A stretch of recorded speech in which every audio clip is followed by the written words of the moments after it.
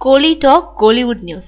கமலோட விஸ்வரூபம் மே மாதம் வெளியாகுது. கமல்ஹாசனோட விஸ்வரூபம் 2 படம் வரும் மே மாதம் முதல் வாரம் வெளியாகும்னு தெரியுது. கடந்த வருஷமே இந்த படம் வெளியாகும்னு எதிர்பார்க்கப்பட்டுச்சு. ஆனா பல காரணங்களால படத்தோட வெளியீடு தள்ளிக்கிட்டே போச்சு. இந்த நிலையில இந்த பொங்கலுக்கு படம் நிச்சயம்னு கமலும் தெரிவிச்சிருந்தாரு. ஆனா வீரம் ஜில்லா படங்கள் பொங்கலை பங்கு போட்டுக்கிட்டாங்க. வரும் ஏப்ரல் 14ஆம் தேதியை ஒட்டி படத்தை வெளியிடலாம்னு யோசிச்ச போது தன்னோட நண்பர் ரஜினியோட கோச்சடியான் அதே தேதியில வெளியாவது தெரிய வந்துச்சு.